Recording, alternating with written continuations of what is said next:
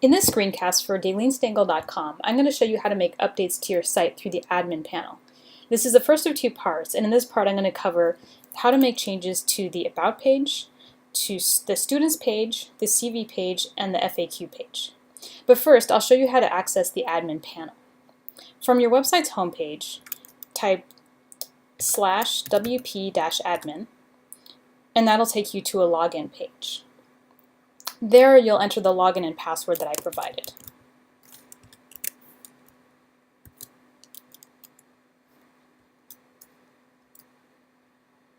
This will bring you to the admin panel. I'll start with the About page. So go to Pages on the left-hand column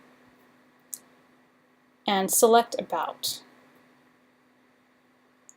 Here you'll see the text on the About page in an editor window and the picture set as the featured image. To change the text, you can edit from the Text tab, or you can use the Visual tab if you want more of a word processing experience. To change the featured image, just click Remove Featured Image, and then Set Featured Image.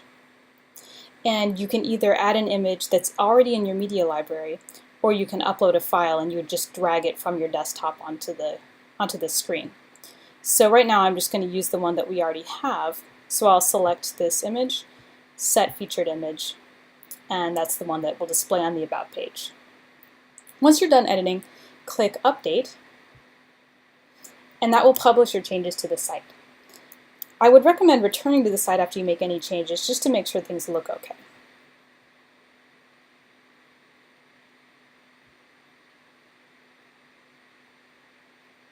Alright, now we're going to move on to the Students page. So this page has a large image at the top, and then it has thumbnails of each year's students that you can click and view as a slideshow. So we'll go back to the admin panel, select Pages and Students, and here you can see that that top image is set as the featured image, and the images of students from each year are stored as a gallery in this editor window. If we click on Visual and then click anywhere in the window, it'll give us this pencil icon, and this will allow us to edit the gallery. In order to remove an image, you can click the X, but more likely you're going to want to add images, in which case you would click Add to Gallery, and then you could either select a file from your media library or upload a new file. Once you've edited the gallery, click Update, and it will automatically update the content on that page. Next, we're going to look at the CV page. The CV page has an image of the front page of the CV that serves as a link to the full PDF of the CV. And additionally, it has thumbnail images of editorial activities, and if you click on them, you can go through a slideshow just like on the Students page. So I figured that you'll probably want to update your CV every year or so I've tried to make this a simple process. So let's go back to the admin panel and Pages, and we're going to choose CV. You'll notice that this page has special fields for you to upload your CV as well as that front page image of your CV. So to replace the CV PDF file, simply click on this X, and that'll remove the current file, and then add a new file. And you can either add a file that's already uploaded to your media library, or you can upload a new file. So if you had this, say this were your new CV file, you could just drag this in here. So I'm not going to do that because we already have the current file. So I'll just select the Daylene CV 2013 and push select, and so now that's the current PDF file of your CV. Now the CV front as PNG field is for uploading that separate image of the front page of your CV. And it works just the same, so you could click this X to delete the current one and then add a new file that's of your current CV front page.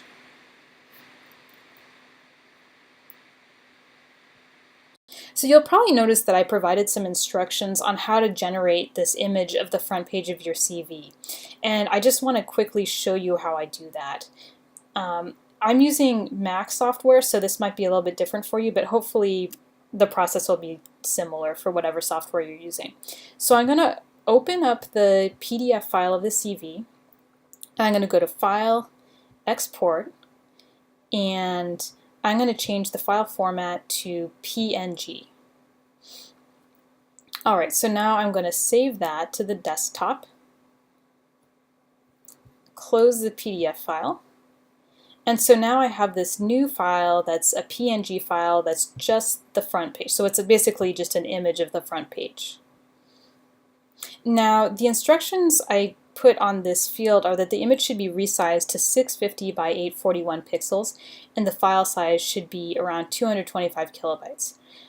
These are just general guidelines, but this seems to work. So I'll just open that file again and I'm going to resize it. So the width was supposed to be 650, the height's 841, and I'm just going to say OK. So that basically just makes that a lot smaller.